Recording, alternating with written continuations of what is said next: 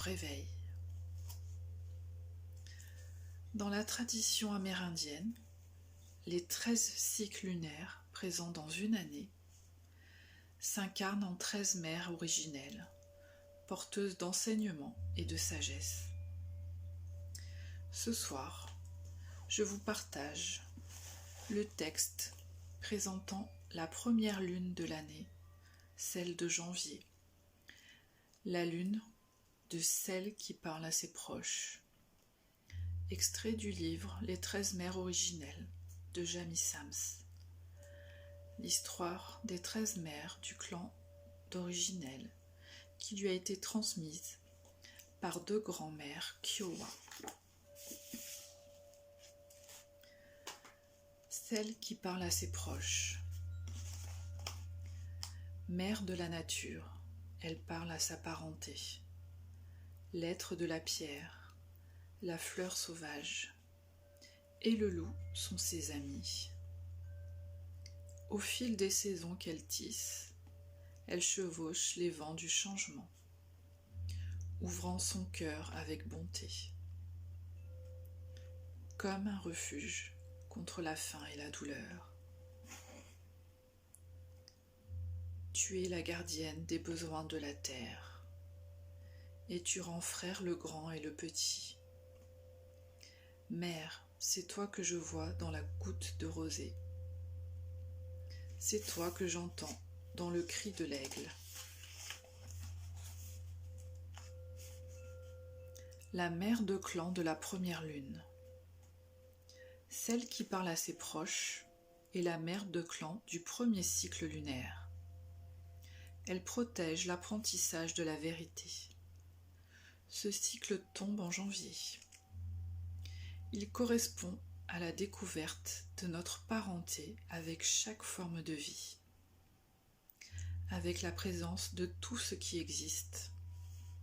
Ces enseignants sont les alliés de la nature, les 4 vents du changement, le peuple des nuages, les êtres du tonnerre, les animaux de la création, le peuple des arbres, celui des plantes, le petit peuple des elfes et des vats, le peuple des pierres, les chants de clans de l'air, de la terre, de l'eau et du feu, et toutes les autres formes de vie, tous ces êtres à qui nous sommes apparentés dans notre famille planétaire, sont également nos enseignants.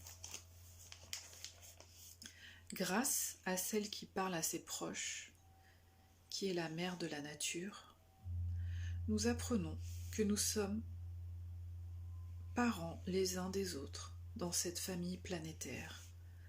Peuple des arbres, animaux, peuple des pierres, des nuages, et toutes les autres formes de vie sont nos sœurs et nos frères, nos oncles et nos tantes.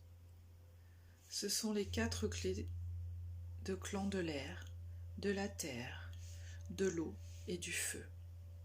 Notre mère est la terre, notre père est le ciel, et nos grands-parents sont grand-mère lune et grand-père soleil. Pour étudier la vérité, nous devons nous ouvrir nous-mêmes au vaste monde à l'intérieur des mondes, créé par le grand mystère. Celle qui parle à ses proches est un aspect de la terre-mère, qui possède un esprit de recherche, la volonté d'apprendre et la compréhension de chaque forme de vie rencontrée ou de chaque lieu. Le cycle de la première mère de clan est protégé par la couleur orange. Cette couleur est porteuse de la médecine de parenté avec tous les êtres, parce que c'est la couleur de l'éternelle flamme d'amour que le grand mystère a placée dans le cœur de chaque être de la création. Chaque fois que nous voyons une plume, une pierre, une fleur ou un coquillage avec de l'orange, les leçons que cette sœur ou ce frère peuvent nous enseigner portent sur les liens de parenté, la qualité de relation véritable, le respect, ou la communauté avec tous les êtres. Au cours de notre apprentissage des vérités qu'offre chaque forme de vie dans la famille planétaire, l'occasion nous est donnée de voir quelles sont les similitudes entre nous. Nous pouvons découvrir qu'une fleur ou un ruisseau vont se révéler comme nos plus grands enseignants. Quand nous acceptons de voir que toute chose dans notre monde est vivante, nous avons alors accès aux parties de nous-mêmes qui étaient devenues inertes ou mortifiées, et nous pouvons soigner ou revivifier notre propre vitalité. Être en parenté signifie avoir de bonnes relations avec la force créatrice, avec le soi, avec notre oranda ou essence spirituelle, avec notre corps, notre famille, nos amis, nos valeureux adversaires et avec tous ceux à qui nous sommes reliés, en tout endroit du monde.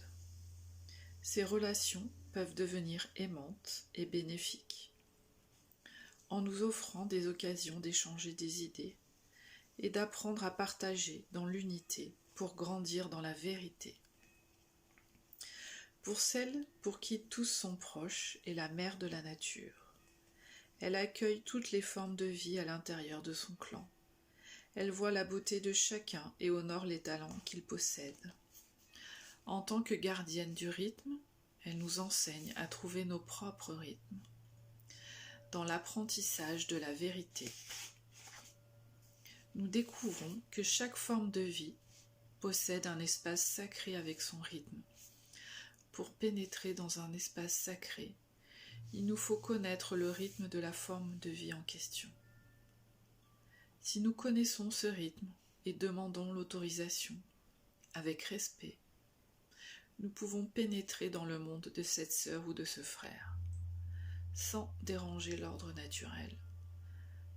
Celle qui parle à ceux à qui elle est liée nous enseigne ces rythmes et la façon dont les créatures sauvages acceptent volontiers d'entrer en relation avec certains humains sans avoir peur, alors qu'elles fuient les autres.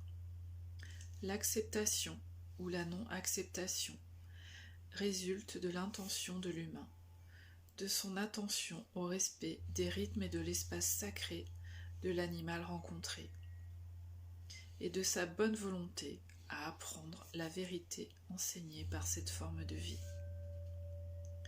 Gardienne du temps et des saisons, celle qui parle à ceux à qui elle est reliée, s'occupe des besoins de la terre. Cette mère de clan sait comment avoir recours aux chefs de clan de l'air, de la terre, de l'eau et du feu, pour produire l'équilibre climatique nécessaire à la survie de la planète. Elle enseigne aux êtres humains que dérégler les forces naturelles ou les éléments porte à conséquence car chaque action contient sa réaction, même s'il n'est pas immédiatement visible. Le résultat va sûrement affecter le subtil équilibre écologique de la terre-mère.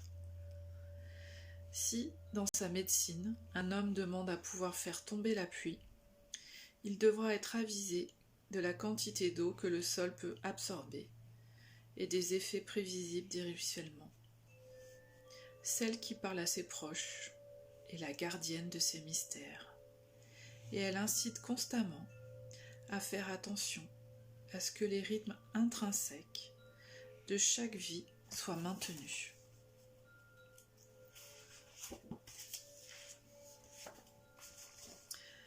Celle qui parle à ses proches est la mère de la nature, la gardienne des rythmes, du temps qu'il fait et des saisons, protectrice du langage des arbres, des pierres et des animaux. Celle qui fait le lien de parenté, gardienne des besoins de la terre, mère de la famille planétaire. Elle nous enseigne à comprendre les langages silencieux de la nature, à nous sentir proches de toutes les formes de vie et à entrer dans l'espace sacré des autres avec respect. à honorer les cycles, les rythmes et les changements du temps et des saisons, à nous unir à la force de vie et à ses rythmes dans toutes les dimensions, en apprenant les vérités propres à chacun, à apprendre la vérité.